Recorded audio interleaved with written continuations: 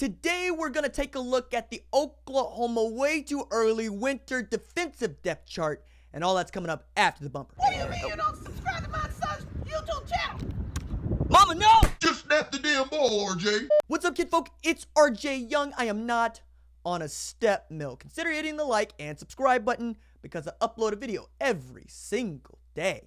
It's always OU related, college football related, sports related. We have a good time, and today we're going to talk about Oklahoma's defensive depth chart as it looks in January 2019.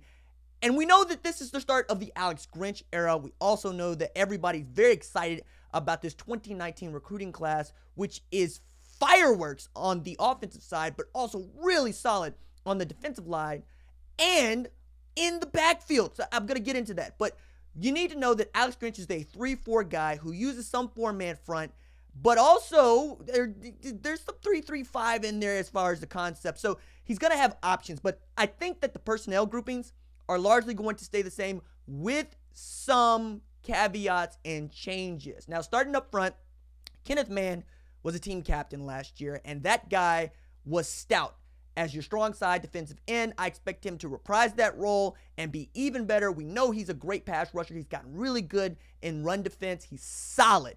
On the other hand, other side, I should say, you got Ronnie Perkins. Everybody loves Ronnie Perkins. He was the leader with sacks, and that's not saying a whole lot because the team was garbage on the defensive side of the ball.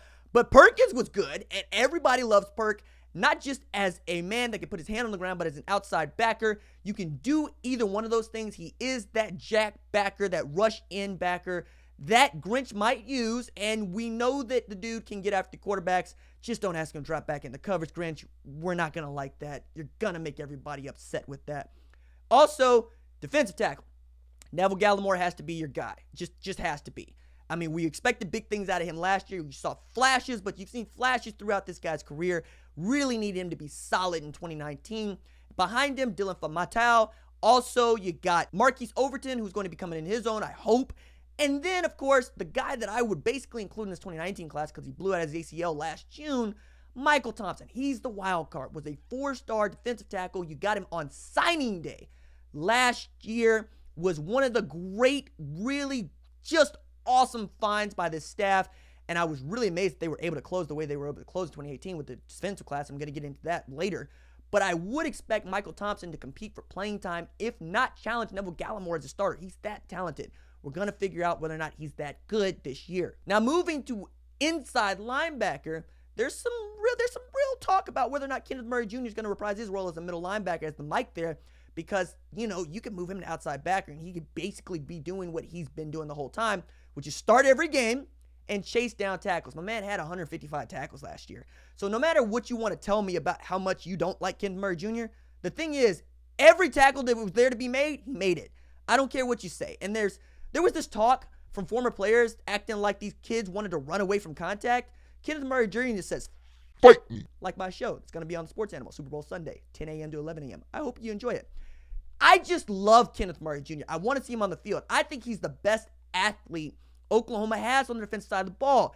Now, whether or not he's a middle linebacker or an outside linebacker, we'll see. But I really love his game, and I expect them to make use of it. Levi Draper is another guy that's going to challenge for that will linebacker spot. Another guy that I'm just overjoyed with. I love watching Levi Draper's tape. I want to see him get some really more important snaps at Oklahoma. I'm pulling my hair out trying to figure out why the kid from Collegeville just can't get on the field. Knowing what I saw of Caleb Kelly, Curtis Bolton was really solid. Another guy that had over 100 tackles, but you don't have him in a year. So, Levi Draper, next man up. Also, Deshawn White could be the Mike linebacker if you move Kenneth Murray Jr. outside to Jack Sam linebacker, which I'll get into in a little bit. But I really love Deshawn White's game. Everybody likes Deshawn White's game. He was a guy that dropped down for safety as well. Also outside linebacker. Also a great chase tackler. I'm not sure that you get a whole lot of difference between Kenneth Murray Jr. and Deshawn White, except you get two of your better linebackers on the field at the same time. We'll see what that means because I haven't seen Deshawn White play Mike linebacker in this defense, so he could be better than Kenneth Murray Jr. I say that. We saw a little bit of him. We saw him back there with Caleb Kelly in the middle, and that didn't look great when it's garbage time. But he was a true freshman, and we all know that I give a pass to all true freshmen, 4-star, 5-star, I don't care. True freshmen at college football level, Division I level, big-time football level is really difficult to do. Then at Sam linebacker, it gets interesting. Nobody really expects Caleb Kelly to be anything than what Caleb Kelly's been, which is when he's on, he's awesome. When he's not, you don't even want him on the field. And as a former 5-star guy, I wanted this guy to be the kind that was really looking at whether or not he'd have a decision to make about being one of the 135 dudes that made it into the early draft this year, and that just ain't been Caleb Kelly. Which is another reason why I think Ryan Jones should have an opportunity to play that position, because that's a guy who's been on the field, who's great on the line of scrimmage, can chase down tackles, has the skills to cover the slot, which is what you have to have at the Sam linebacker position if you're going to run a 3-4 scheme in the Big 12. He could be that kind of star back that they have at Alabama that works in that 4-man front that looks like a 3-4 but is a 1-gap scheme where he can line up and go after running backs and go after slot receivers alike. His pedigree comes from wide receiver to safety to now outside linebacker. I love me some Ryan Jones. I believe in Ryan Jones, but the guy that might challenge him would be Kenneth Murray Jr. at the Sam linebacker spot. Going to see how thin or not they are there, and we're going to see also where Nick Bonito fits in, right? Nick Bonito could go to that jack linebacker spot on the outside with a Ronnie Perkins, with a Mark Jackson, with a Brian Asamoah. We'll still have to see. I'm not sure where he fits on the depth chart because the guy that played some running back and some linebacker, but we know that he's more of a Mike Will type, and he might just have to wait his turn. We'll see. Spring ball is going to tell us a lot about this. But Perkins is also a chase tackler, and I would expect to see Jonathan Perkins compete for a job as the only linebacker in this class, so they really must have liked him and wanted him. Also, I need to go back and say Derek Green could figure in, but I expect Derek Green to be kind of a sleeper for this class.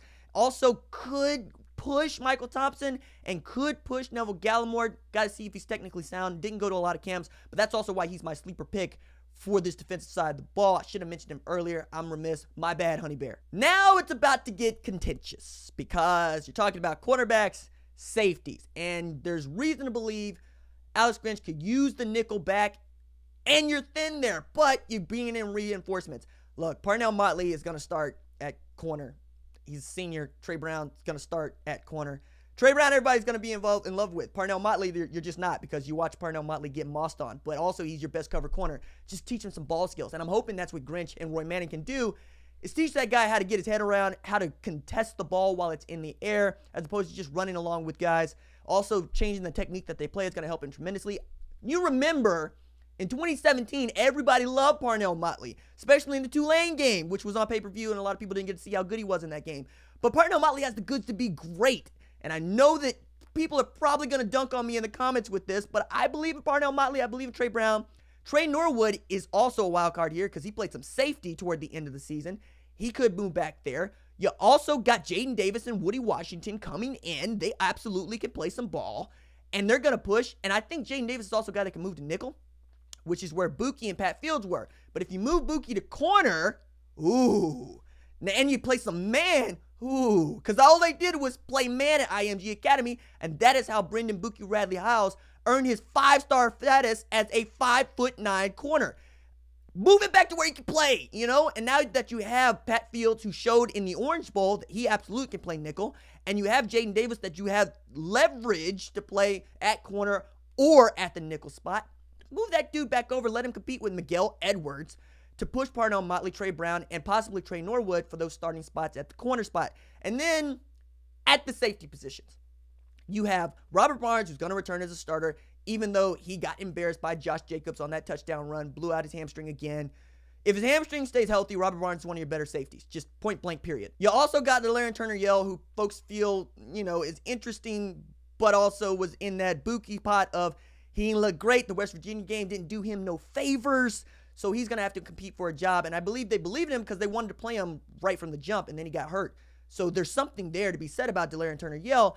Also, you got Justin Broyles, who, again, could figure at nickel, could figure at strong safety. We'll have to wait and see. That's another converted corner. Lots of converted corners here that might get back. Also, Chance Sylvie. People forgot about him. He's in that Michael Thompson category of you're going to benefit from having Chance Sylvie back. You could see him compete with Robert Barnes for that free safety spot. You could also see him in the strong safety spot because we know how they love age and maturity here. Jamal Morris, Jeremiah Cradell, and of course Ty DeArmond all figure in, but I'm really interested to see where they put Jamal Morris, whether he's a strong safety or free safety. I think he's more of a strong safety type. He's a chase tackler. He's great inside the box. Jeremiah Cradell has the body to play right away. Obviously, really love his game. I think you're going to look pretty good at safety, especially with Alex Grinch, defense coordinator, saying safeties are mine. So you already know that they're going to get the coordinator's attention. You already know that they're probably going to get way better than they were in 2018. And of course, we can talk about kickers. Gabe Brick, I think, is going to be the starter at kicker, place kicker, probably going to be doing kickoffs, and then punter. I don't think that Lincoln wants to stick with the punter kicker thing. I think that he wants to throw that out with Austin Seibert. You might get Reeves Madunshaw out there. We'll see. I'm not really that enthused about talking about kickers and punters in January, but I have, and there it is. That's what I think the depth chart might look like, which is, all over the place, but it's January. All right, that's it for me. Deuces.